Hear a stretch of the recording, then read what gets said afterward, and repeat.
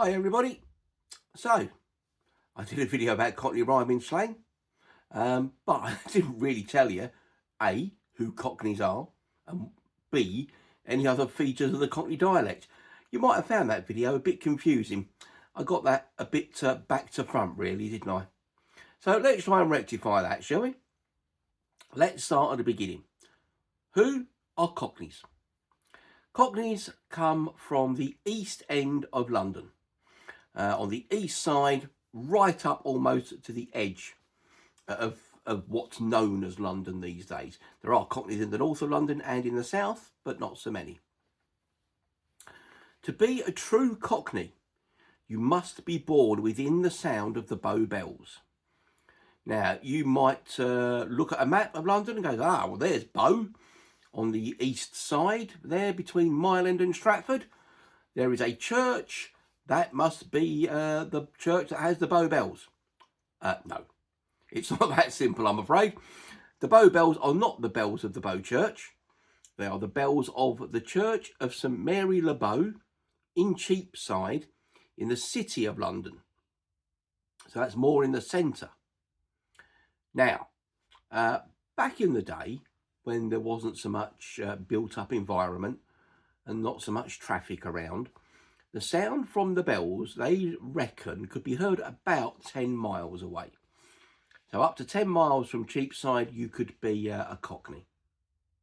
Nowadays, not only is there not very much housing around that area, so people don't live really in that area. It's all business and office and retail.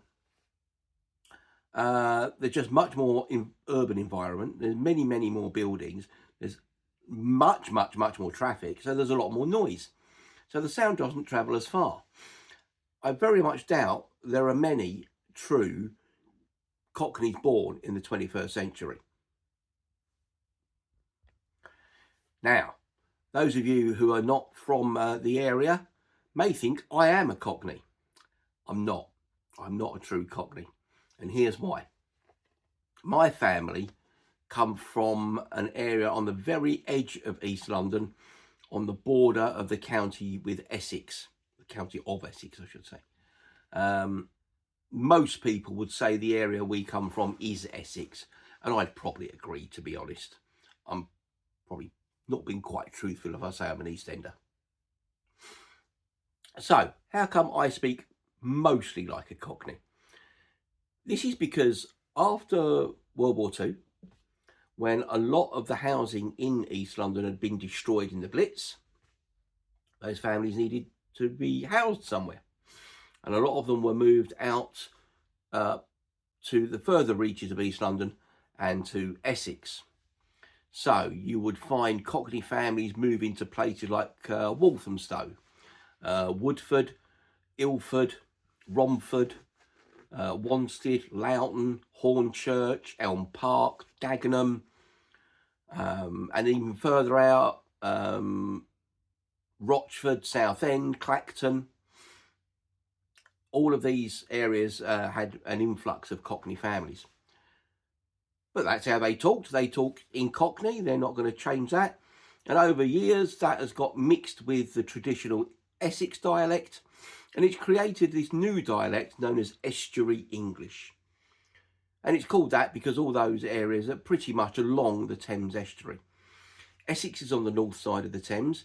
On the south side of the Thames, you've got similar, where people from the Isle of Dogs, from Millwall, from Deptford, from Charlton, moved out to Kent, to Chatham, Gillingham, Rochester, and all along the north part of Kent. So Estuary English is also on the south side of the river.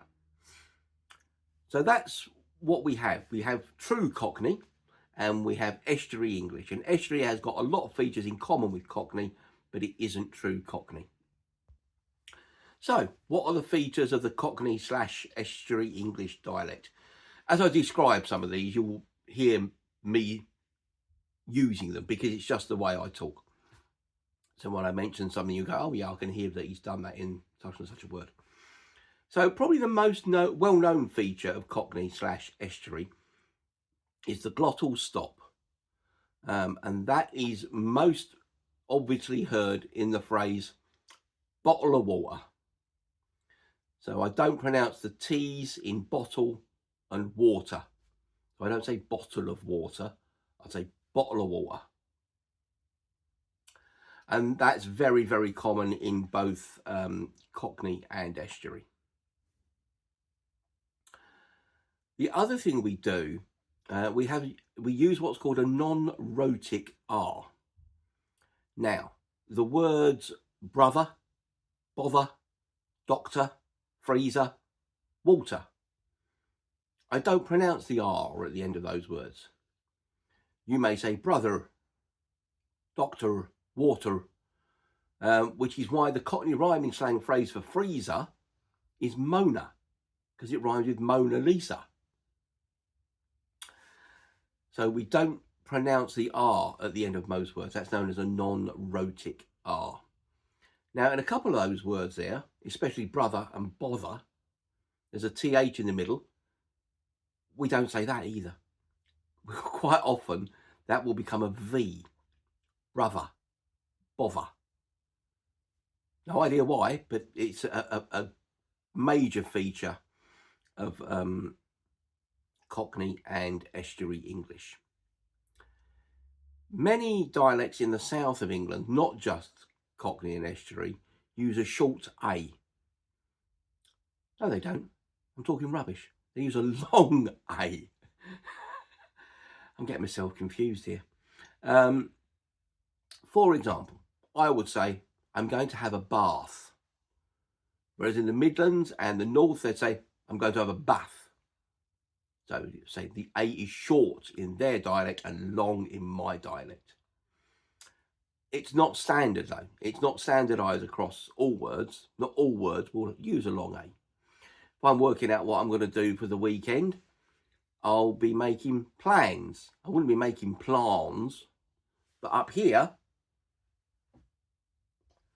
I have a plant, not a plant. There doesn't need to be any logic to it, but that's what we do. So another thing that's very, very common in Cockney and Estuary is to drop an initial H. Hospital, happy, hippie. You see that hippie up the hospital, he looked well happy. Did you see that hippie up at the hospital? He looked well happy. Him and her. Now, there's something else in the middle there, the n. We're very, very lazy. We don't tend to pronounce the word and. We drop the A and the D, and we just use n. Him and her, up and down, salt and pepper, in and out, fish and chips. Now, we're not unique in the UK with that. Many, many dialects in the UK use that. And even in the US, I've seen you've got that burger chain, In and Out, which just uses the N in the sign and in the logo. So as well as the terrible treatment we give to TH when it's in the middle of a word, replacing it with a V, sometimes we'll replace it with an F. So I probably wouldn't say I'm going for a bath. I'll probably say I'm going to go for a bath. I'm not going to be sick. I'm not going to throw up. I'm going to get in the tub and have a scrub up with some hot water and some suds. I don't know what poor old TH has done to upset the Cockneys, but yeah, we very rarely use it. So yeah, it may be a V, it may be an F, whatever it is, it's rarely a TH. So that's a few examples of what we do in the Cockney dialect, some of the linguistic strangeness, if you like, and also a little bit about who the Cockneys are and where they originated from. If you've got any comments, please leave them below, and I'll try and answer as much as I can. All right, cheers.